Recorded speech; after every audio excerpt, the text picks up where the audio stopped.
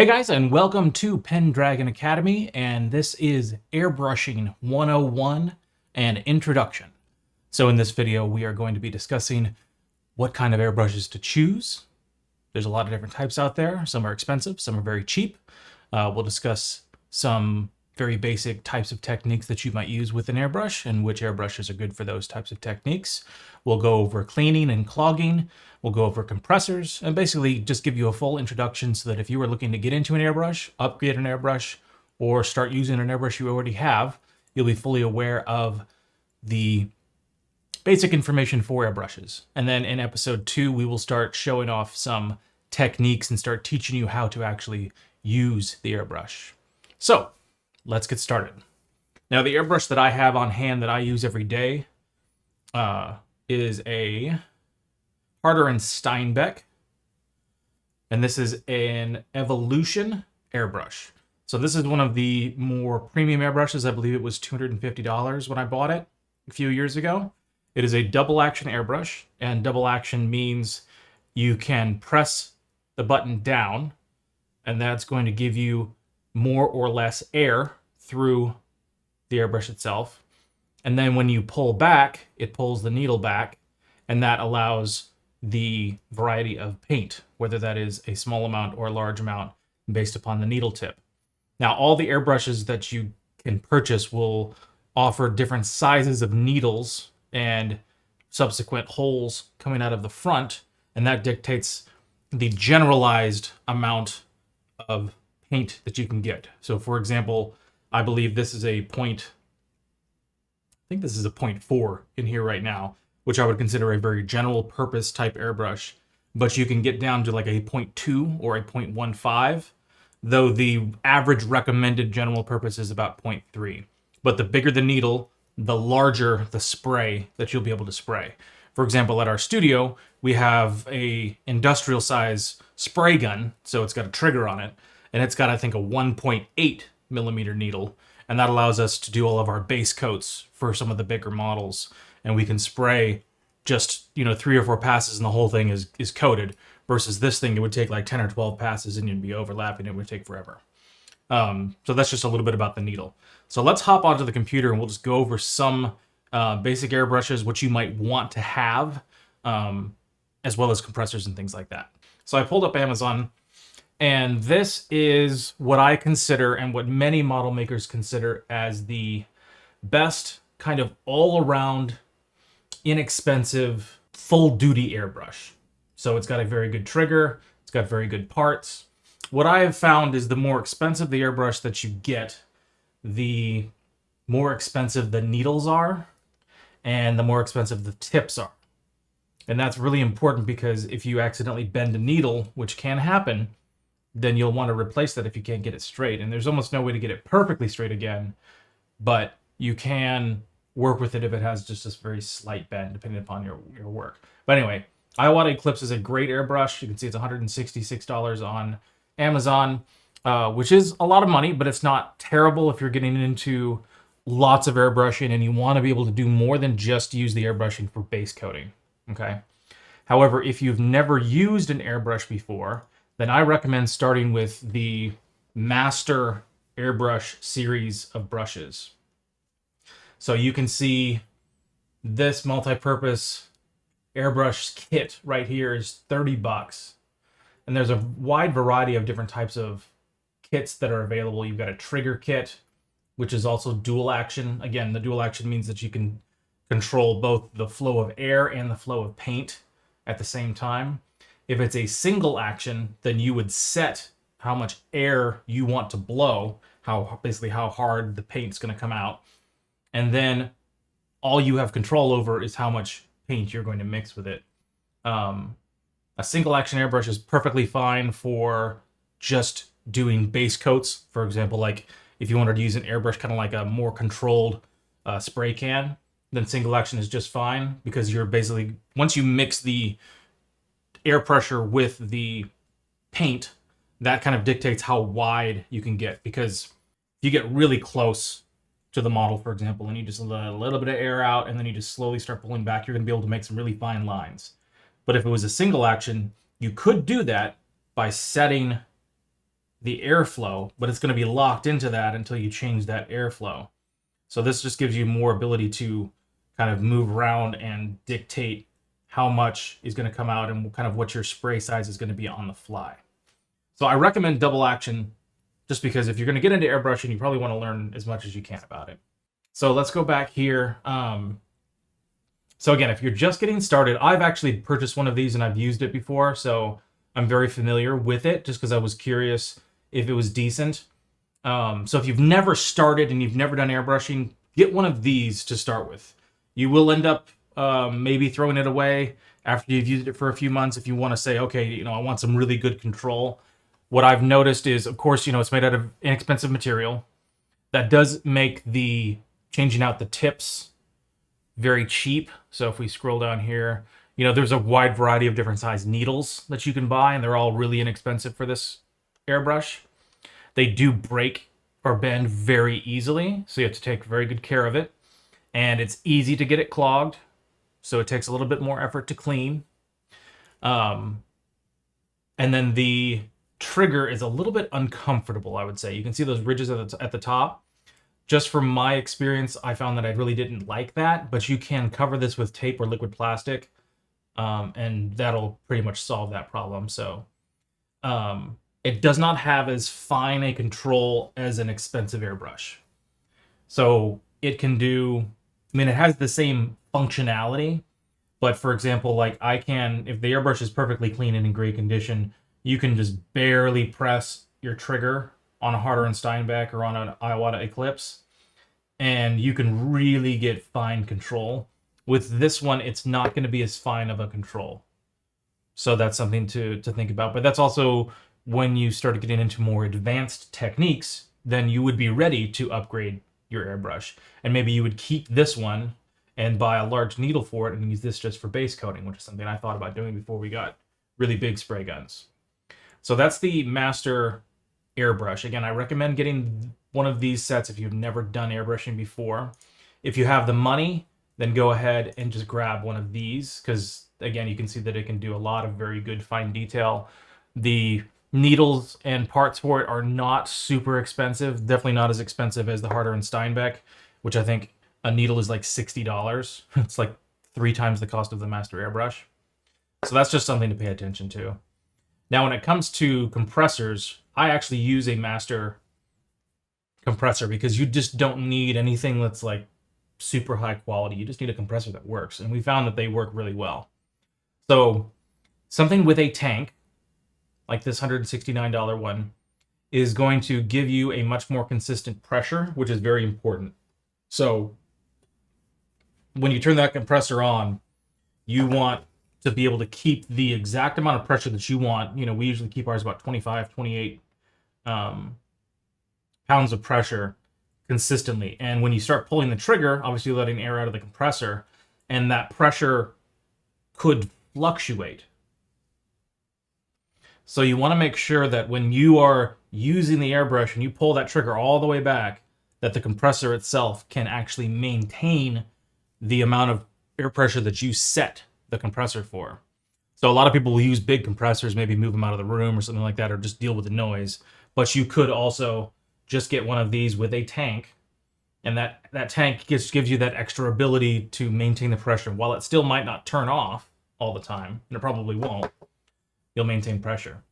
Otherwise, if you're using very low pressure, you can use something like this. It'll never turn off, but I recommend something with a tank. And there's a wide variety of different types of systems here. You can also use their cords and then get adapters, or what I've done is I have a quick connect, and I just set that up with the hose, and you can see this is just a regular Master's hose, and it fit perfectly with the quick connect, so nothing special there. So, and that also has a little regulator on it as well if you wanted to do some fine tuning just on the fly without having to touch your compressor, which is ideal because we're going to be moving our compressor into a closet so that you can't hear it on stream. So I won't have access to the knob very easily while I'm recording. Another thing that you might need is going to be a cleaning kit. Yeah, so I just use a regular plastic container. We've got wasp hose in there, and then what I'll end up doing is, you spray out your material, Then I will use cheap paintbrushes to do a clean out, spray it again, dump it, so you can do that if you want to. This is just on the cheap. It works really well. Or grab one of these sets. They're not very expensive. You got 16 bucks. And what this does is it's just got a little filter in there. So especially if you're using solvent in your airbrushes, it's just not going to spread around any type of fumes. The main thing though is you definitely want these pieces. Let's move on to thinners and material to actually spray with. So I do not use a store-bought thinner when I'm doing airbrush work, because it's really inexpensive to build yourself, and the thinners don't necessarily all work with the same types of acrylic material. So what I've used for years and years and years is just thinning my paint with a tiny bit of water and this Vallejo flow improver. However, with the Archive X paints, if you're painting Star Wars stuff, we've got, now this is a bottle of the acrylic Archive X paint.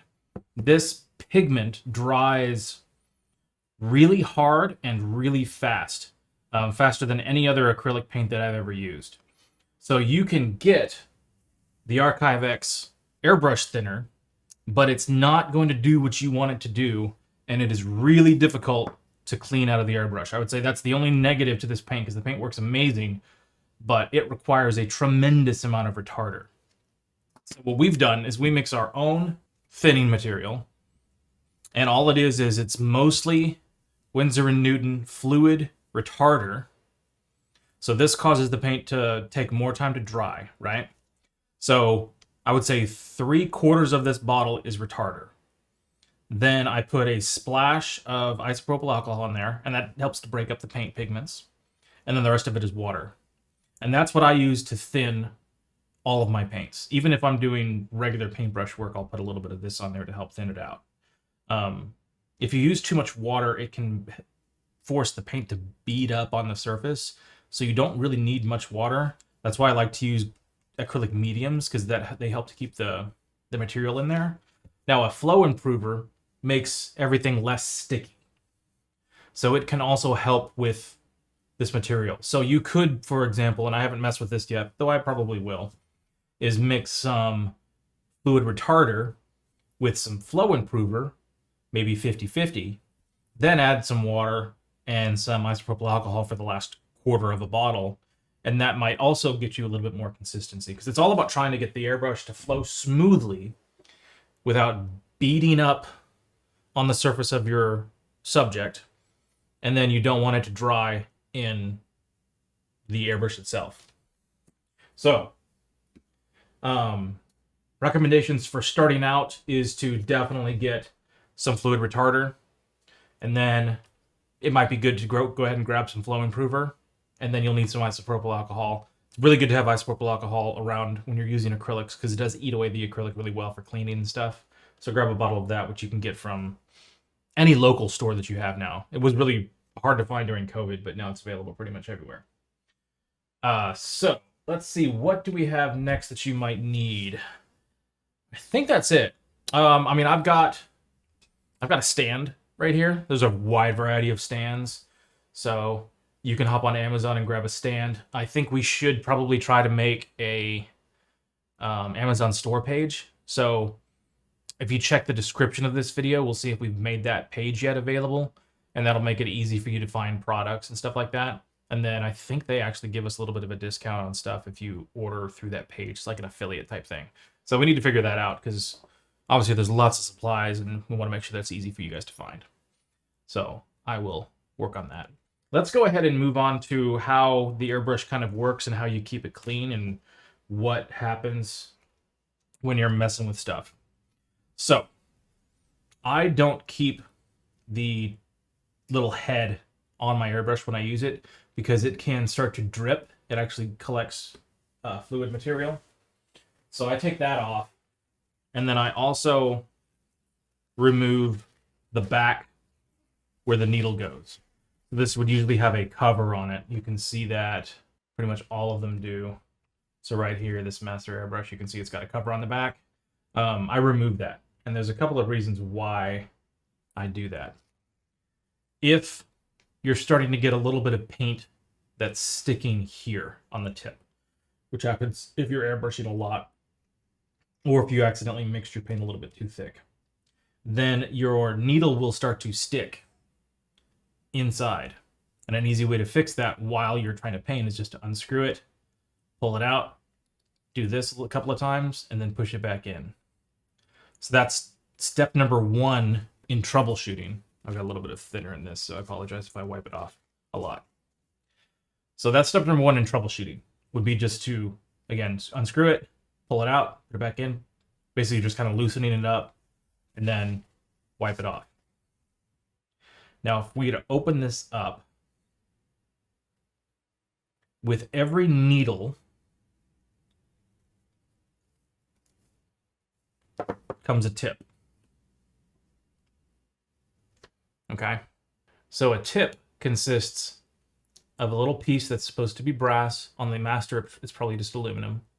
So this is the tip that matches your needle specifically. So the end of that tip is very specific, and it's easy to bend and it's easy to break, so you got to be careful, and that's regardless of whatever brand you buy.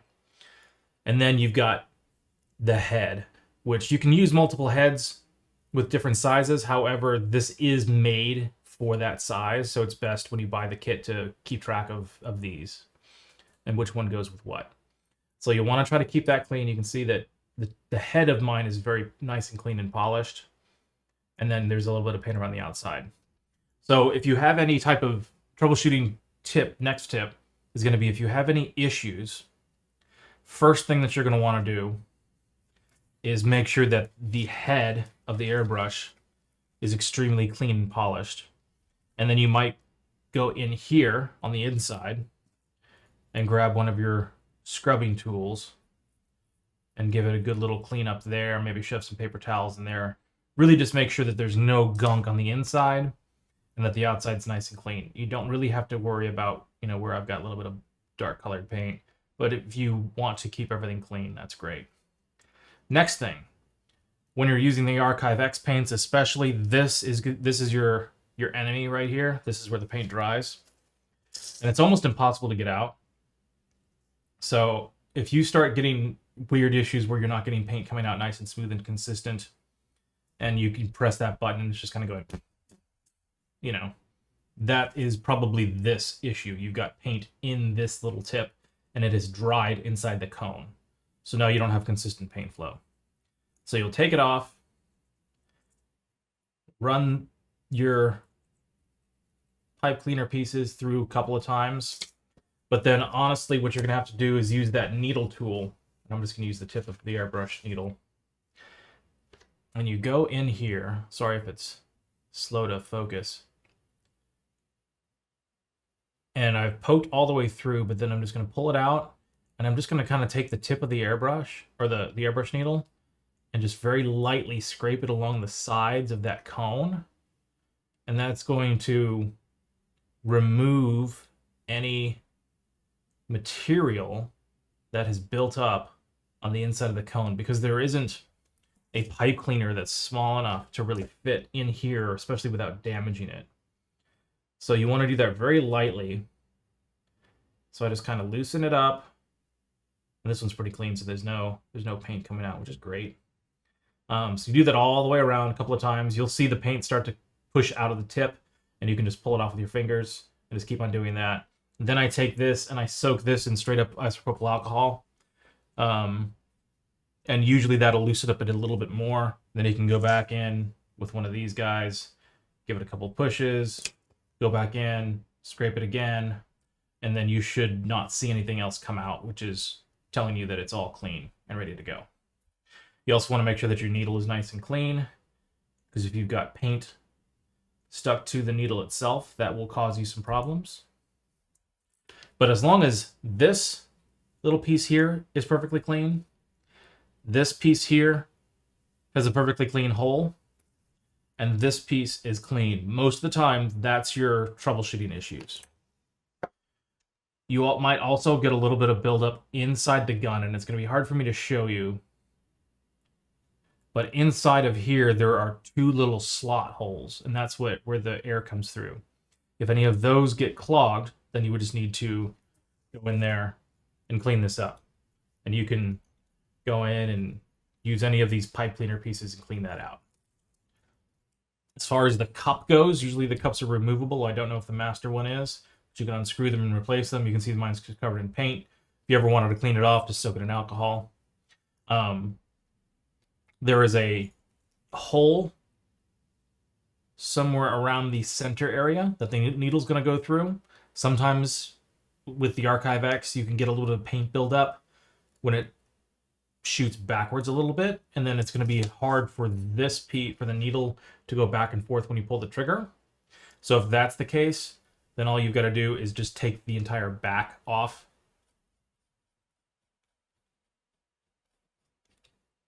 Just like this. And then this will pop off, and then you can take one of these guys and shove it through. I forget which size works the best for that.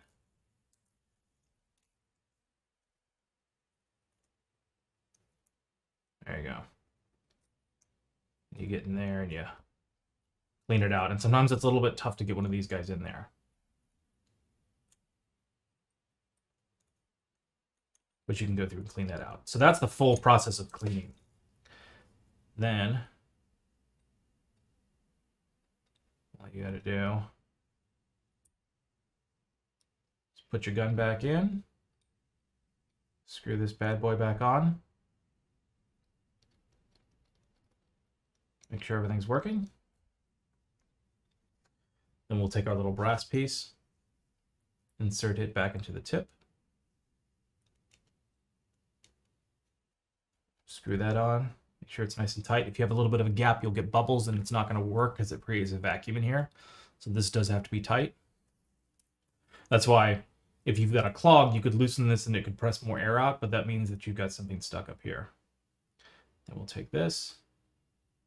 Should be nice and smooth action. Shouldn't be tight. And then as soon as it hits the end of the brass piece, I'm just putting a little bit of pressure. I'm not pushing. I'm just keeping it tight. That's just going to create a seal. You tighten up that back part, and then you're ready to go again. So again, I shoot my airbrush usually around 25 pounds. I don't know what the conversion is for you guys in Europe, but 25 pounds. And you can adjust that. If you feel like you're getting some water specks, you can go up and down. We'll do some troubleshooting when we actually get to the painting portion, which is episode 2 of this, and go over different techniques and how to get that paint to come out nice and smooth and easy.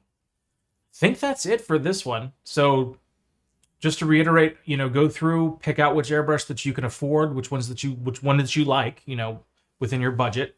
Make sure you get a compressor, make sure you get something to clean it with, and then make sure you've got some material to thin and keep the paint coming out nice and smoothly.